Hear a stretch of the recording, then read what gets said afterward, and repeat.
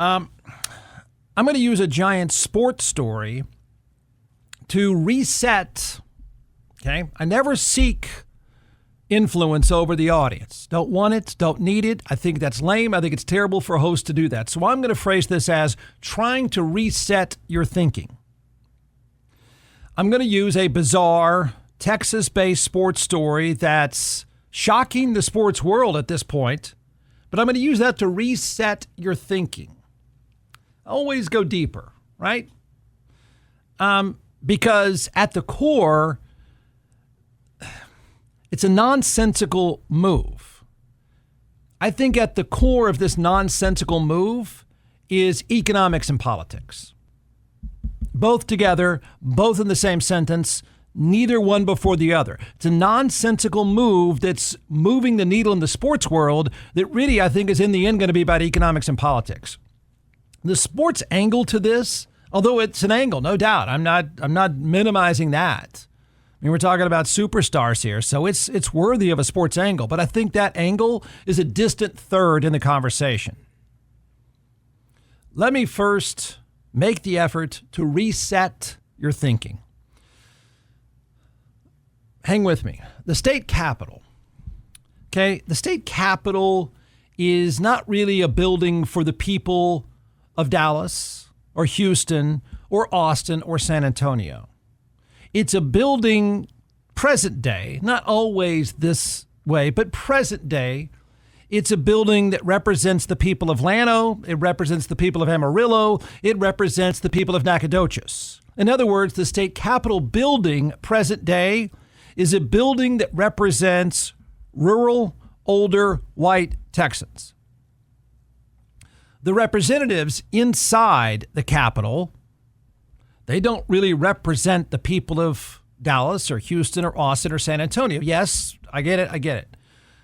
The large metro areas of this state are the economic engine of this state, and the large cities of this state have representatives. But let me tell you this. The representatives in the Capitol are really only there in name alone.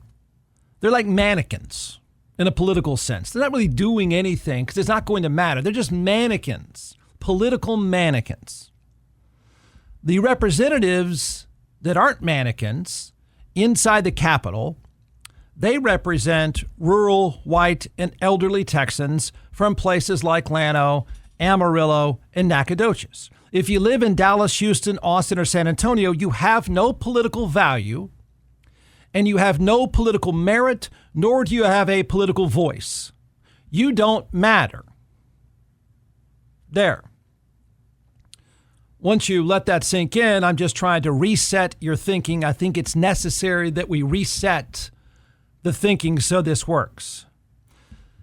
The Dallas Mavericks are owned by the Adelson family.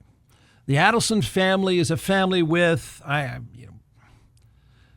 probably $40 billion or more. I guess it depends on the market. So maybe they're less than $40 billion today, but it's a family. Sheldon Adelson, the old man that started the company, that ran the company, died a few years ago at a net worth of easily over $35 billion. So let's just use the number. The Adelson family is a family worth $40 billion. It's a family that owns, and I'm not quite sure, it might be the largest casino operator in the world, but they own the Las Vegas Sands Corporation. And the Las Vegas Sands Corporation focuses on gambling and casino properties. Trust me, there's a reason why I'm saying all this stuff. Mark Cuban, a billionaire, used to own the Dallas Mavericks, but he sold his interest to the Adelsons after getting an offer that was probably 20, 30 times his original investment. If Mark Cuban were still the owner of the Dallas Mavericks, this conversation, this story, the way I'm going to peel it apart, this conversation would not be happening at all. It wouldn't be happening.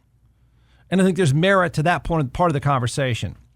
The sports angle to this is really, I know it's not fun. It may be a buzzkill for some people, but I think it's only a small part of a bigger, far deeper story. And it might even be the most meaningless part of the conversation. The Mavericks just dove headfirst into by any numerical way of looking at it, they dove into one of the most nonsensical, illogical, weird sports trades of the past decade. I'm trying to come up with comparisons, and there's not many comparisons. They traded the NBA's best player of the past 5 years. They traded a player who took them to the NBA Finals. He's been in all NBA each of the past 5 seasons. He averages almost 29 points a game. That puts him in a category with names like Michael Jordan and Wilt Chamberlain. The only answer given by the Mavericks is that Luka Doncic is lazy and fat, and he's not a good fit. That's the only answer. And I'm not sure which order that is. Hey, he's not a good fit. He's lazy and fat. The Mavericks general manager said something like this. He said something repeatedly about culture. We're all about culture here. We're trying to set a culture, blah, blah, blah. That on its face is pretty laughable. So the guy is so lazy and fat, and he's so bad for the culture, he took you to the NBA Finals by himself? Okay. Now, it's true. I think a lot of people would say this. It's true that Luka Doncic can be fat. He can be chubby. We'll say that. I don't think it's possible to be a fat NBA player. But he can be chubby. He can be lazy. But while he's chubby and lazy, he's also the best player in the sport over 5 years, arguably. Although it's not much of an argument. Okay, he's soft and lazy, and he's the best player in the sport for 5 straight years. All those things are true, okay, and all of them can be true. This would be like, I don't know, and I'm not saying anybody else is called lazy and fat, certainly not Saquon Barkley, but the equivalent of this would be like if the Eagles, fresh off a Super Bowl appearance, decided to trade Saquon Barkley and, got a good player in return. You're going, wait, what? In the best season of all time. I mean, he's taking you to the Super Bowl and you traded him? And then they give Ansem, again, this doesn't apply to Saquon Barkley, but I'm talking about that kind of superstar level. You traded him over culture? What? You got to the Super Bowl. What's wrong with your culture? I thought the bottom line was the bottom line. What could possibly be wrong with your culture with Luka Doncic that you played for the NBA Finals? He averages almost 30 points a game. How bad can it really be? So you get an idea. I think it's crazy. The sports angle of this, I think, is crazy. But if you want to debate it, I guess go ahead. But I think you're missing a lot more. I'm going to say there's a lot more to this. And I say there's a lot more to this that's really about economics. And are you ready for it? I'm sorry this is going to happen. Also Texas politics. That's where I think this is. That's where I think this is going.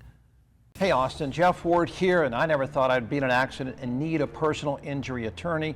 And then sure enough, less than a mile from my house, I was blindsided. I was injured. My world was turned completely upside down. I called DJC Law and their team took care of everything. I got the best result possible.